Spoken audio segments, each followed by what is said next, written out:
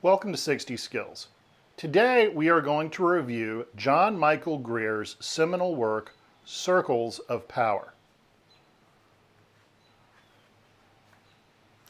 And as a bit of a fanboy flex, which should give you an idea of where this is going, signed first edition. All right, this is the version of the book that is commercially available today. It is, in fact, an incredible work because it takes ritual magic and makes it accessible to anybody. As such, it is the first of these kinds of works that was available in the West. And this is important because while many of the observers of this channel are practitioners of the Franz Barden School of Hermetics, the simple fact of the matter is ritual magic as presented in this book, which largely follows the more traditional approach of the Golden Dawn, is in fact what the vast majority of people in Western Hermetics practice. So let us begin. The book is very well organized into a couple of key sections. The first of which is the principles of ritual magic. This is important because most people do not pay enough attention to the theory portion of what is done. As a result, their practices don't tend to work out very well. It is only when we get to the second half of the book that we begin the practice of ritual magic. This is, in many cases, a very close parallel to what is going on in music in Western culture today. Classically trained musicians have access to both theory and practice. Most so-called musicians today have no theoretical background or real training to what they do. As a result, their efforts are much more akin to an animal beating a drum than a highly refined force of musical expression. Many parallels will be found during this book review. Additionally, there is a highly valuable appendix, bibliography, and index at the end of the book, which I encourage anyone who buys this book to get into deeply, as there's a variety of information contained there that is truly priceless. So let us begin. Okay. Another good thing about this book is John Michael Greer put a tremendous amount of effort into various tables and line drawings.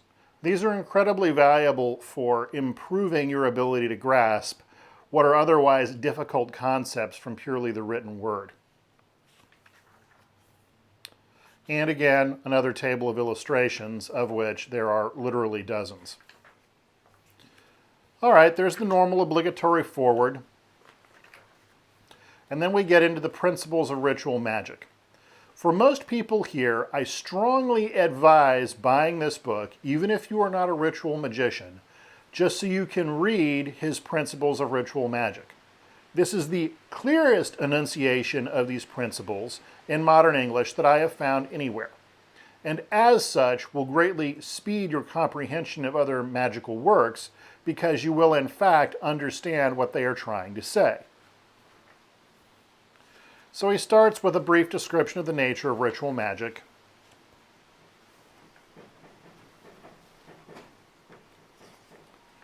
And gets into this. Now this is an interesting chart.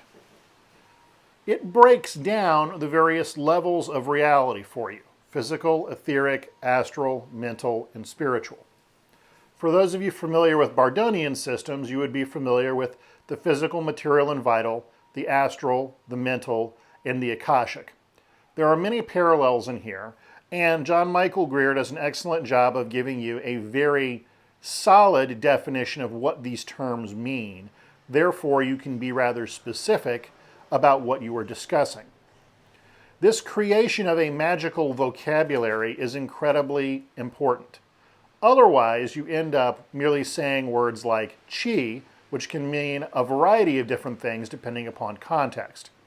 Here, John Michael Greer is attempting to impart a solid definition to a future user of magical technology. He gets into a description of the microcosm and macrocosm, again valuable, the universe, and so on and so forth. He then expounds upon these in future chapters. all of which is incredibly valuable.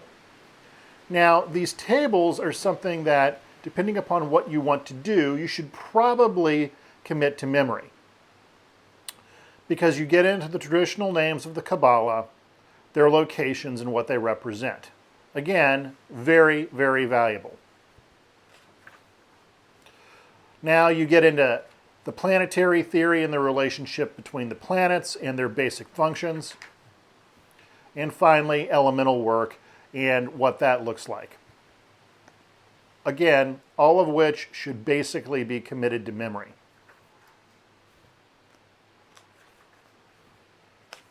Gets into different kinds of magic, different associations involving incense. Again, for ritual work later on, this is very valuable.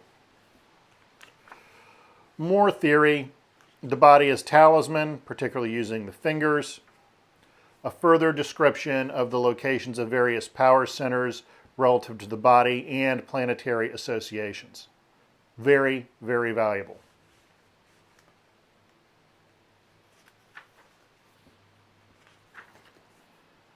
And again, this is in fact extensive.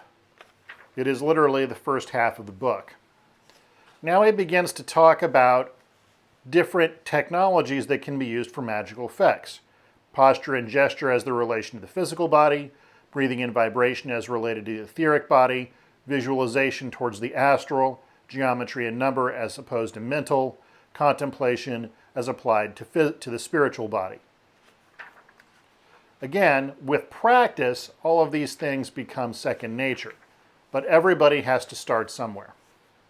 It begins with a series of gestures.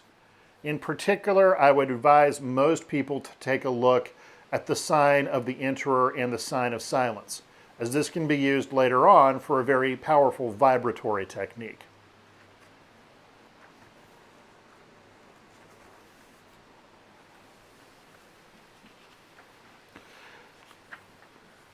Now he gets into the issues of the names of God and gives a very clear breakdown of those along with their association with spheres. This is, again, valuable.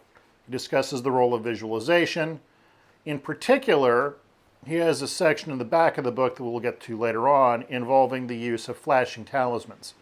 These flashing colors are the ones that you want to use in opposition to trigger that technology. Okay, more imagery-related information. Now we're really starting to get into the basics of esoteric geometry. The sign of the cross, the pentagram, the various ways of invoking and banishing the pentagrams, and the same thing for the hexagrams or the planets. Also, and this is important, keep in mind there are 4 different ways you can work the pentagram ritual. One from a position of fire, another from air, another from water, and finally from earth, as it is traditionally performed. Again, he's involving the pseudo-hexagrams or sun and moon rituals. Gets into the numbers. Finally, he has a brief presentation on the Kamea. Again, very, very valuable. Along with the traditional signs of the planets, along with their sigils for intelligence and spirit. Please keep in mind here that the sigil of intelligence references the informational side or information-based aspect of a planet, and the sigil of spirit refers to its power aspect. This becomes important later on when you're engaging in evocation and invocation and talismanic magic.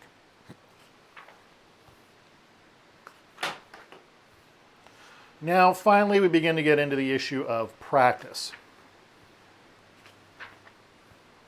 How practices work, what their limitations are, how they're put together, the role of the planets versus the spheres, the issue of direction, so on and so forth. It gets into a bit of a discussion regarding the various paraphernalia that you can employ as a ritual magician. If you are going to go the route of ritual magician, I highly advise you to build all of the appropriate paraphernalia. As Arnold Schwarzenegger once famously said, you can't break the rules until you learn the rules. Or, as my good friend Rorden Phobos would say, Nobody likes a half-stepping quitter. Well, he'd use some more colorful language than that, but it's a good start. The point of both men is the role of improvisation can only be done when you have actual skill at something established at least a basic level. As a beginner in ritual magic, you don't really know what's important and what isn't. So, the best way to go about doing this is to essentially go full retard and do all of the work properly from the beginning. Once you have certain skills established, you can then improvise and see what's truly necessary for your practice and what is not. Now we get into the formal part of the practice of ritual magic. Note that ritual magic will require a great deal of memorization to make work. Do not forget this or take this lightly. So he gets into the basics of invoking, evoking, and banishing. Kabbalistic cross, the ritual of the pentagram, very important for anyone familiar with the Golden Dawn works. Greater ritual of the pentagram, ritual of the hexagram, and then he begins to discuss other invoking and banishing rituals. Now, one of the things in here that always strikes me as interesting is the ritual of the rose cross. This traditionally doesn't get as much attention as it should. This is a very important ritual, as John Michael Greer points out, that can be used to get rid of astral static. So those odd things you see out of the corner of your eye, problems with hearing voices, all of this are very easily eliminated using this ritual. And in many ways, this should be learned in the beginning, perhaps even before you learn things like the lesser invoking ritual or banishing ritual of the pentagram. So keep that in mind. Now we're getting to the foundations of ritual, or what can be pointed out as the power building aspect of the Golden Dawn system, the middle pillar exercises. If you're not doing these, you're making a mistake. Let me say that again. If you're not doing these and you're attempting to learn ritual magic, you are in fact making a mistake. So he talks about the spheres used, shows you their location, and then gets into the lesser middle pillar ritual exercise. He discusses the way of the heart as the Golden Dawn system and magic in the Western Hermetic tradition writ large is generally a heart-based power system. This has much akin with Buddhism or esoteric tantric Buddhism, but that's a different discussion. Additionally, I would strongly advise most people to take a close look at the vibratory formula of the middle pillar. This is also a very powerful method for performing Franz Barden's Kabbalah with a little bit of modification. Thanks to my good friend Dee for pointing this technique out, I use it on an almost daily basis. He then gets into the greater middle pillar exercise, and that wraps that up. Now you're going to get into foundations of ritual, or the opening and closing rituals.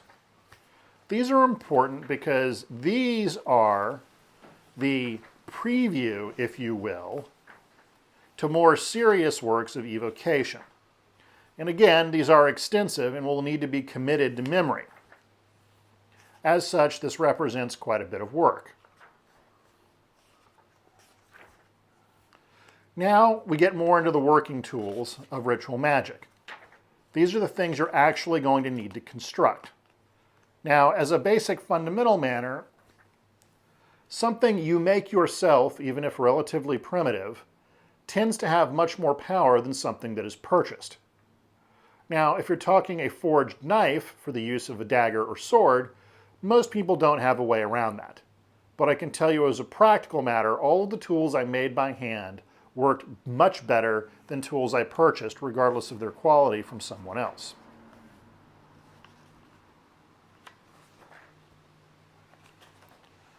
So he gets into all of these. This is an interesting magical sword take using this tri-part knife. Again, it works fairly well. I myself use an iron axe, but the choice is up to you. Gets into the lotus wand or staff, the use of magical mirrors, Now they get into the creation of talismans. Talismanic magic is one of the more commonly used applications for Western Hermeticism. It is extremely powerful and an art unto itself. So again, a little more theory regarding how these work, some basics of how they're put together, rites of consecration, so on and so forth. Now, here is something that doesn't get much mention in Golden Dawn circles, or flashing tablets. This is an extremely powerful way of generating energy and ability within the context of the system. I myself constructed a flashing talisman to Saturn in an effort to save a job once in a trailer in a wrecking yard in Afghanistan. So if it can work there, it can work anywhere. And the power of that ritual, when properly applied, was amazing. I spent most of the following night hallucinating on the drive back to my hooch. Now he gets into evocation. This is, of course, the bread and butter of most ritual magicians, and makes up the majority of what's gone on in the last millennia or two of ritual magic use in Western society. What is most interesting is the works of Dr. Stephen Skinner point out that the names of these entities and their functions have largely not changed since at least the time of the ancient Greeks.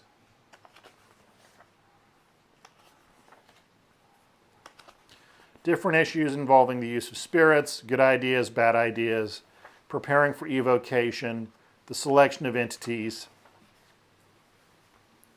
and finally the ceremony for performing this. Again, this is not something that should be speed bumped or skipped over, and this is without question the finest presentation of these materials in the modern English language that I am aware of.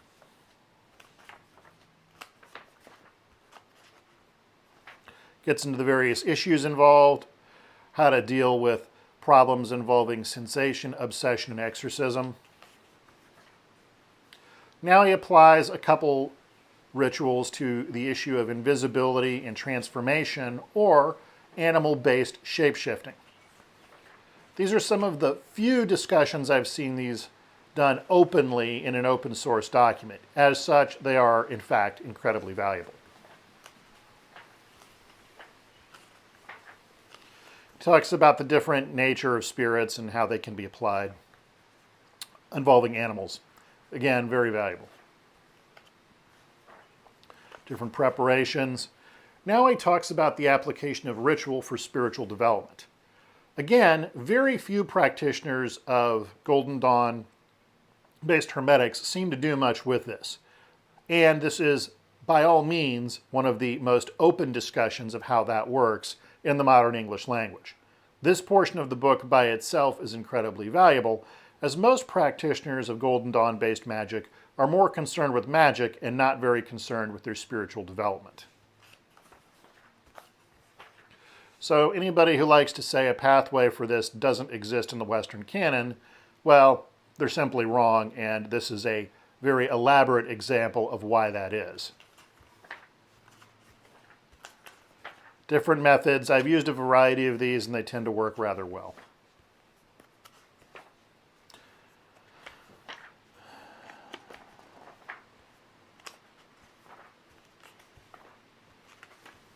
Scrying techniques as well.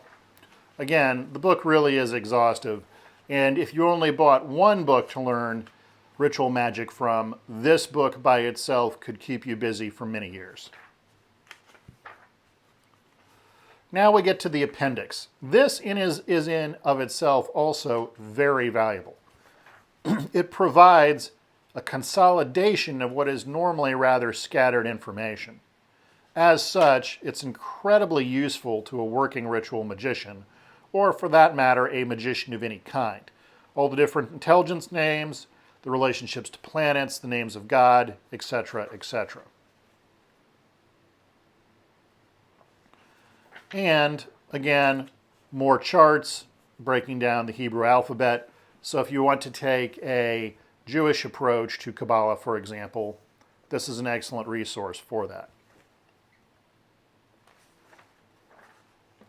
Finally, definitions of the functions of different forms of sacred geometry.